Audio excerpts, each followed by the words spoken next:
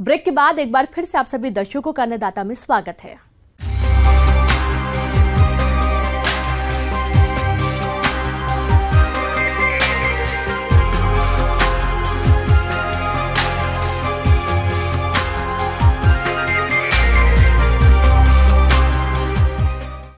Compost बनाने का एक नया विकसित तरीका नाडेप विधि है, जिसे महाराष्ट्र के कृषक नारायण राव पांडरी पांडे ने विकसित किया है।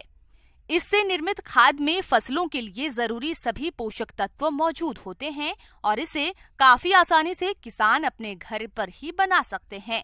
तो चलिए नाडेप कंपोस्ट बनाने की विधि और इसके लाभों के बारे में जानते हैं कृषि विज्ञान केंद्र जाले, जिला दरभंगा के कृषि वैज्ञानिक डॉक्टर सिराजुद्दीन से।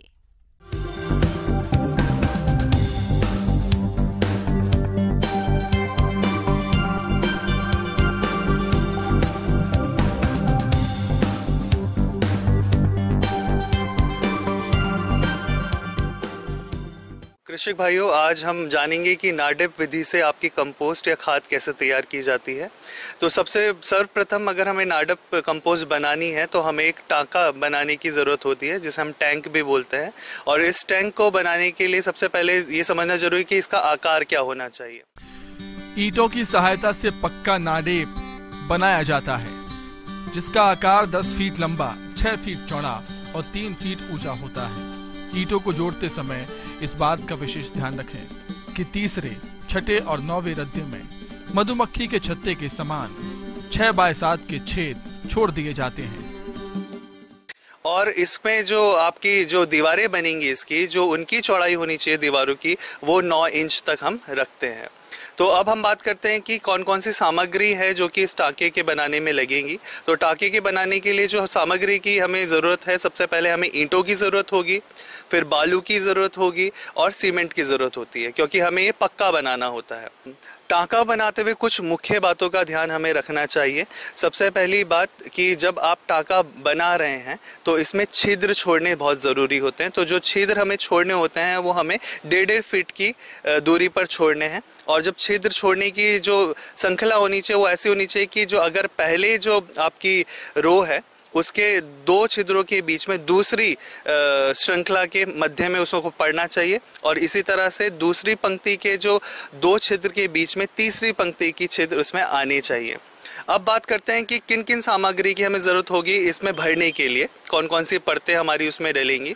तो हमें जो चाहिए होगा एक टांके के लिए, जो मैंने अभी आपको आकार बताया, उसमें हमें आपका 1500 किलो आपका चाहिए कचरा, जो कि सूखा कचरा हो सकता है, जो आपके अभी जैसे खरीफ की फसल कटी है तो उसका जो अवशेष बचा है वो ले सकते हैं, तो 1500 किलो वो होना चाहिए।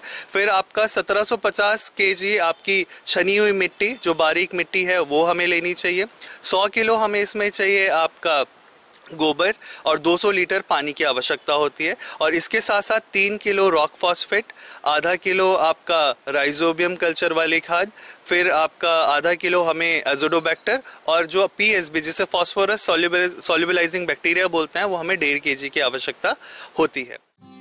भराई से पहले टांके की दीवारों को गोबर के लेप से लिपाई कर दें। इसके बाद पहली परत पर विभिन्न वनस्पति सामग्री जैसे सूखे पत्ते, डंठल, कचरा, टहनियों को 6 इंच तक भर दें। दीमक नियंत्रण के लिए नीम और पलाश की पत्तियां जरूर डालें।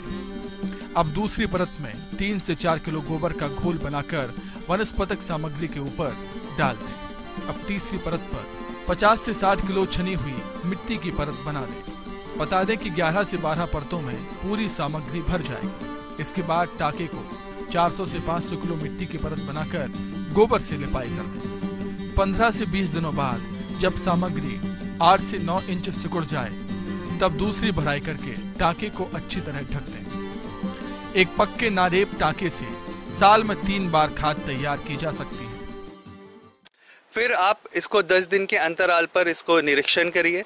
10 दिन के अंतराल पर निरीक्षण पर जब आप पाते हैं कि इन पर कहीं दरारें पड़ रही हैं, तो जब दरारें पड़ी है तो फिर से इसमें आपका जो गोबर और पानी का घोल है वो उसमें हमें डाल देना चाहिए और फिर इसको चिनाई कर देनी चाहिए। धीरे धीरे आपको लगेगा कि जो इसकी ऊंचाई है जो हम 9 इंच तक आपका भर दें, जैसे जैसे अपघटन होता रहेगा, डिकम्पोजिशन होता रहेगा, वो नीचे चली जाएगी। तो जैसे जैसे वो नीचे जाती है तो फिर से आप वैसी ही सामग्री और वैसी ही सतह से इसको दोबारे भर सकते हैं।